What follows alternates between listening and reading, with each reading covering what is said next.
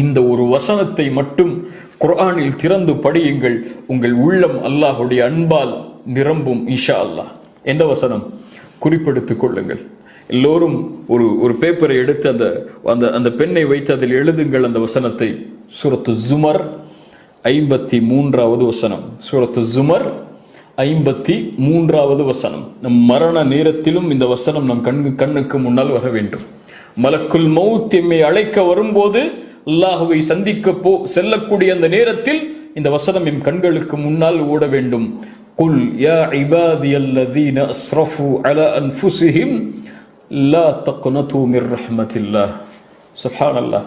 அல்லாஹ்வுடைய அருளை இதைவிட எப்படி விளக்குவது? வரம்பு மீறி தங்களுக்கு தாங்களே அநீதம் செய்து, அஸ்ரஃபு வீணடித்து தங்களையே வரம்பு மீறி பாவம் செய்த என் அடியார்களே, சுப்ஹானல்லாஹ். அல்லாஹ்வுடைய ரஹ்மத்தை பாருங்கள். அவன் அல்லாஹ்விற்கு மாறு செய்கிறான், அல்லாஹ்விற்கு பாவம் செய்கிறான், அல்லாஹ் இட்ட கட்டளைகளை மீறுகிறான்.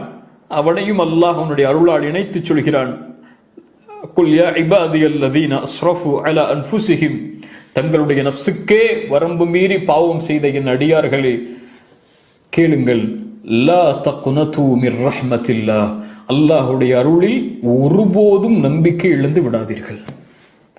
எந்த நேரத்திலும், எந்த சூழ்நிலையிலும், எந்த இருள் சூழ்ந்தாலும், எந்த பிரச்சனையால் உங்களுடைய வாழ்வு சூழ்ந்தாலும், எந்த கவலையால் உங்களுடைய வாழ்வு சூழ்ந்தாலும், இந்த உலகமே உங்களை புறக்கணித்து விட்டாலும், இந்த உலகமே உங்களை எதிர்த்து விட்டாலும், உங்களை ஏற்றுக்கொள்ள இந்த உலகத்திலே யாரும் இல்லை என்றாலும், இந்த உலகம் உங்களுக்கு எதிராக திரும்பிவிட்டாலும், பொருளாதார நெருக்கடியால், நோயின் நெருக்கடியால், குடும்பத்தின் நெருக்கடியால், சூழ்நிலையின் நெருக்கடியால் உங்களுடைய வாழ்வு சூழ்ந்தாலும், லா தக்னது மிர் ரஹ்மத்தில்லாஹ், அல்லாஹ் இருக்கிறான், அவனுடைய அருளில் ரஹ்மத்தில் ஒருபோதும் நம்பிக்கை இழந்து விடாதீர்கள்.